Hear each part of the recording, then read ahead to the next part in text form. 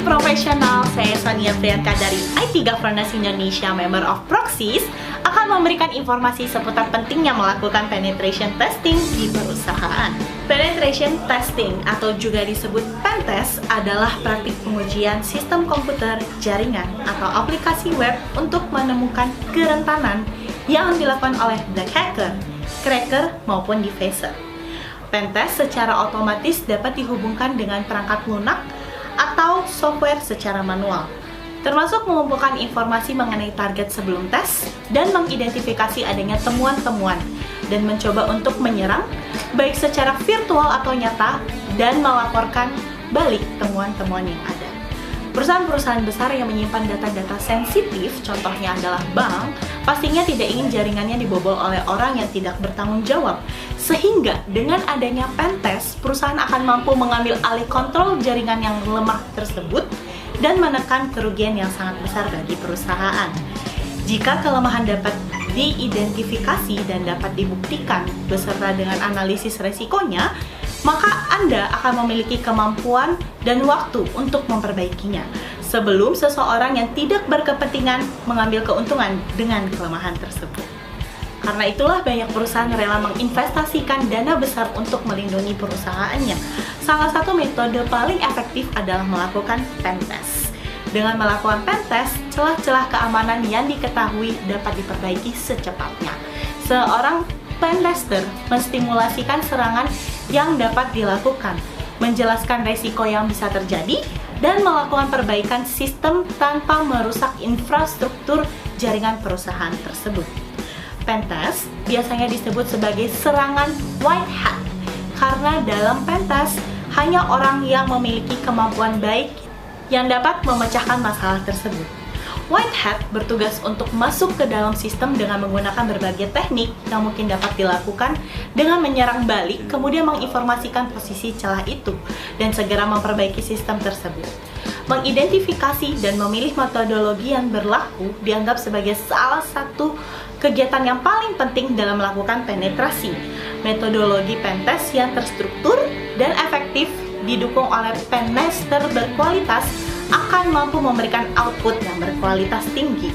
Untuk mencapai tujuan ini, kita memiliki metodologi khusus yang didasarkan pada standar industri seperti ISAF atau Sistem Informasi Penilaian Keamanan dan OSSTM atau Open Source Security Testing Methodology. IT Governance Indonesia terus-menerus meninjau dan berimprovisasi dalam metodologi yang digunakan dari waktu ke waktu untuk melewati tantangan yang berbeda selama melakukan penetration test.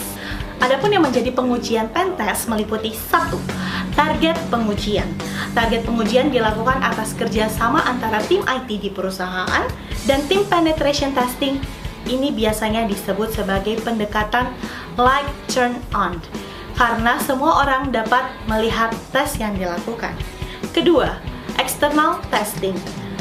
Tipe dari target pentest adalah server atau perangkat eksternal perusahaan, termasuk domain name server atau DNS, email server, web server, atau firewalls. Tujuannya adalah untuk mengetahui apakah seorang attacker bisa dan seberapa jauh mereka akan masuk setelah mereka mendapatkan akses. Yang ketiga adalah internal testing. Tes ini meniru serangan di balik firewall oleh pengguna yang berwenang dengan memberikan akses standar. Tes semacam ini berguna untuk memperkirakan berapa banyak kerusakan yang menyebabkan ketidakpuasan. Yang keempat adalah blind testing.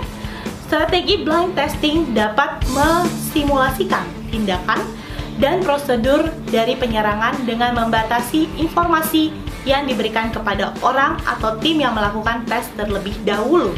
Biasanya, mereka hanya dapat diberi nama perusahaan karena jenis tes itu memerlukan banyak waktu untuk melakukan pengintaian dan memakan biaya yang cukup mahal. Yang kelima adalah double blind testing. Double blind testing sendiri mengambil blind test dan membawanya selangkah lebih maju. Dalam jenis pentest, hanya 1 atau 2 orang dalam organisasi yang mungkin menyadari bahwa tes sedang dilakukan. Double blind testing dapat berguna untuk menguji keamanan pemantauan organisasi dan identifikasi kejadian serta tanggapan atas prosedur. Yang berikutnya adalah alat pengujian penetrasi yang digunakan. Berikut adalah beberapa alat yang digunakan pada setiap tahap kegiatan uji penetrasi yang diselenggarakan sesuai metodologi. 1. Pengumpulan informasi, baik dilakukan melalui WHOIS-DIG, mesin pencari seperti Google, Bing, TracerRoute, dan lain-lain. 2. Identifikasi.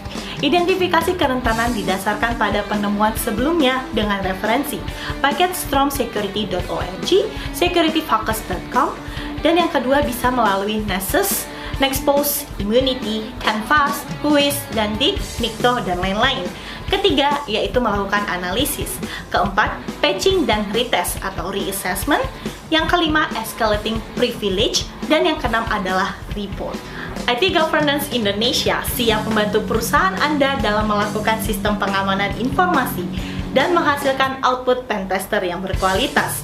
Untuk informasi lebih lanjut, silakan kunjungi website di bawah ini.